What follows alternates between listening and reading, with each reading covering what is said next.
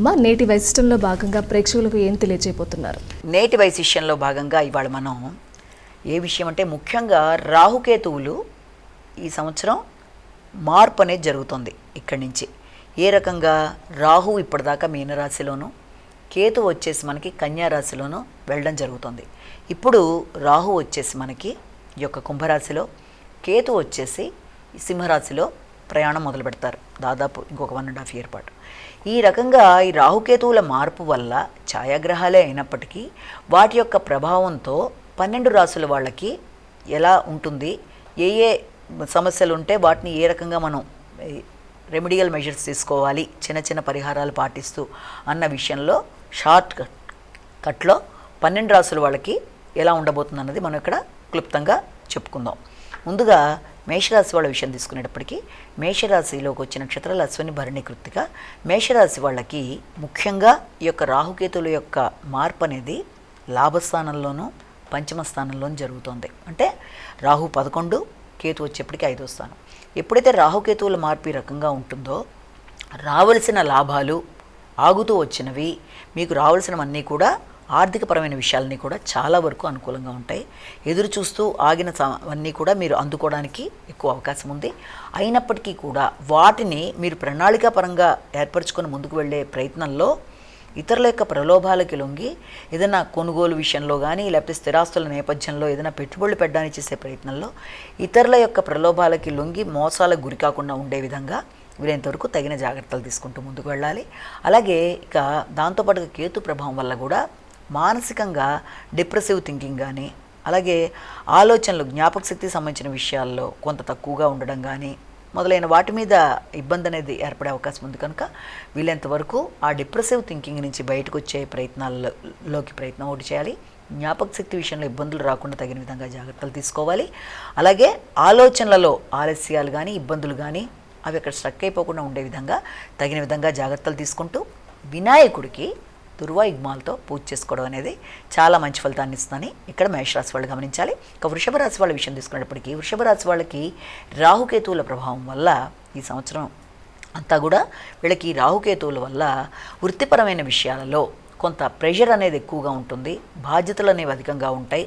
పడిన శ్రమకి తగిన విధంగా ప్రతిఫలం వచ్చే విషయంలో కొంత అసంతృప్తి అనేది ఏర్పడినప్పటికీ దాన్ని అధిగమించడానికి దుర్గాదేవికి సంబంధించిన ఇది చేసుకోవడం అనేది, అలాగే ఈ యొక్క కేతు విషయం తీసుకున్నప్పటికీ గృహ వాహన విషయాలలో, అలాగే కుటుంబంలో వారి యొక్క విద్యార్థులకు విద్యకు సంబంధించిన విషయాల్లోనూ మొదలైన వాటిల్లో తగిన విధంగా జాగ్రత్తలు తీసుకుంటూ ఆసక్తి పెంచుకుంటూ ముందుకు వెళ్ళాలి.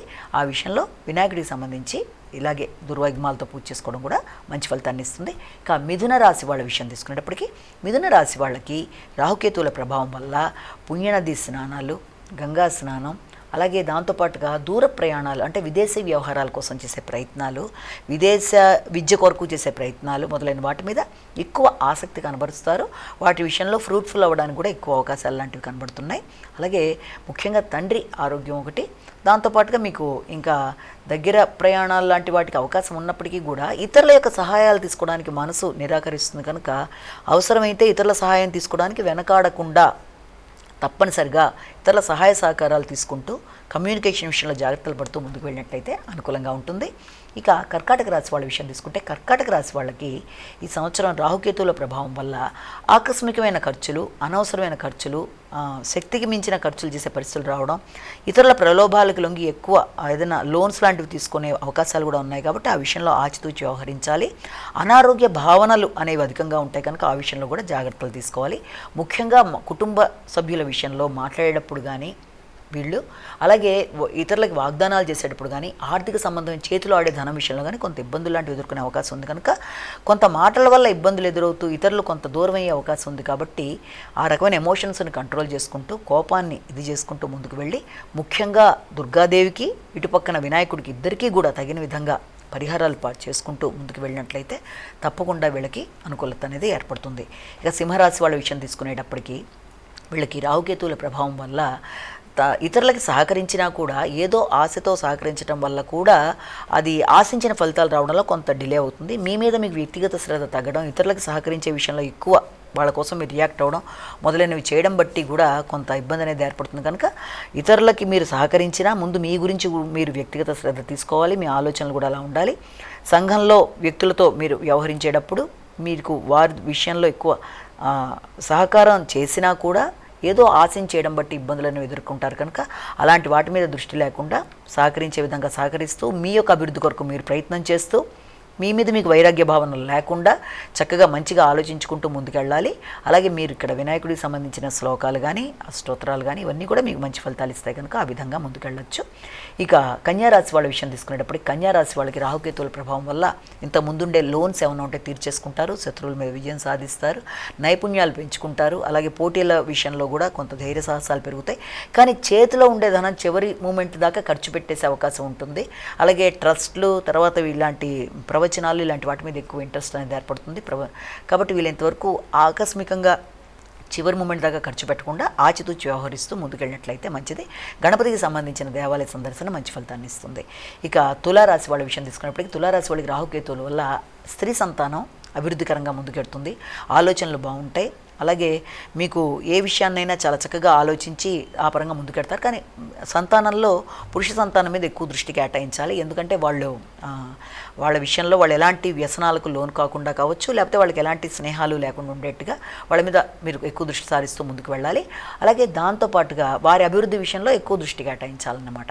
అలాగే మీ యొక్క లాభాల విషయాల మీద కొంత మీకు వైరుధ్యం విముఖత ఉంటుంది. కాబట్టి ఆ విషయంలో అలా అవ్వకుండా ఉండడానికి లాభాల విషయంలో ఇబ్బంది లేకుండా వచ్చిన లాభాలను ఉపయోగించుకునే విధంగా ఆలోచనలు ఉండే విధంగా వినాయకుడికి సంబంధించి చేసుకుంటూ ముందుకు పెడితే దుర్వాయుగ్మాలతో పూజ అనుకూలంగా ఉంటుంది. ఇక వృశ్చిక రాశి వాళ్ళ విషయం తీసుకున్నట్లయితే రాహుకేతుల ప్రభావం వల్ల విద్యా సంబంధమైన విషయాలు, ఆహార సంబంధమైన విషయాల్లో ఎక్కువ దృష్టి కేటాయించాలి. ముఖ్యంగా డ్రైవింగ్ చేసేవాళ్ళు డ్రైవింగ్ విషయంలో జాగ్రత్త పడాలి. దీనితో పాటుగా అన్నిటికంటే ప్రధానంగా వృత్తికి సంబంధించిన విషయాలలో ముఖ్యంగా వృత్తిని మీద ఆసక్తి అనే సన్నగిల్లి దాంట్లో ఉండద్దనే భావనలకు లోబడే అవకాశం ఉంది. కనుక అలా లోబడకుండా ఉండడానికి వినాయకుడికి సంబంధించి జాగ్రత్తలు పూజలు చేసుకుంటూ ముందుకు వెళ్తే ఏదైనా వినాయక సందర్శన దుర్వాయుగ్మాల పూజ మంచిది. అంటే ఎలాంటి ఆలోచనలు రాకుండా వృత్తి మీద కాన్సన్ట్రేషన్ పెరగడానికి ఇది అనుకూలిస్తుంది. ఇక ధనుసు రాశి వాళ్ళ విషయం తీసుకున్నట్లయితే ధనుసు రాశి వాళ్ళకి ఈ యొక్క రాహుకేతుల ప్రభావం వల్ల వ్యక్తుల సహకారం బాగుంటుంది, ధైర్యం పెరుగుతుంది, స్నేహితులు సహకరిస్తారు, ఆలోచనలు బాగుంటాయి. కానీ లౌకికమైన ప్రయాణాల విషయంలో ప్రయాణాలు ఆర్థికపరమైన ఆలోచనలతో చేసేవి అంతగా అనుకూలించే అవకాశం లేదు. ముఖ్యంగా దూర విద్య విషయంలో కానీ విదేశీ విద్య మీద కానీ ఆసక్తి అనేది తక్కువగా ఉంటుంది. తండ్రి ఆరోగ్య విషయం మీద స్పెషల్గా కొంచెం దృష్టి సారిస్తారు. కనుక విద్యార్థులు విద్య మీద దృష్టి సారించే విధంగా ముందుకు వెళ్ళాలి. అలాగే విదేశీ విద్య మీద దృష్టి సారించుకుంటూ వెళ్ళే వాళ్ళు కూడా ఆసక్తిని మధ్యలో వదలకుండా జాగ్రత్తలు పడాలి. దానికి వినాయకుడికి సంబంధించి దుర్వాయుగ్మాల పూజ కానీ వినాయక దేవాలయం కానీ మంచిది. ఇక మనం తీసుకునేటప్పటికీ మకర రాశి వాళ్ళ విషయంలో ముఖ్యంగా రాహుకేతుల ప్రభావం వల్ల మాత్రం మాటల వల్ల ఇతరులతో ఇబ్బంది రాకుండా తగిన విధంగా జాగ్రత్తలు తీసుకోవాలి. అలాగే ఆరోగ్య సంబంధమైన విషయాల్లో మాత్రం ముఖ్యంగా ఆచితూచి వ్యవహరించాలి. దీర్ఘకాలిక అనారోగ్యాలు కలగకుండా జాగ్రత్తలు తీసుకోవాలి.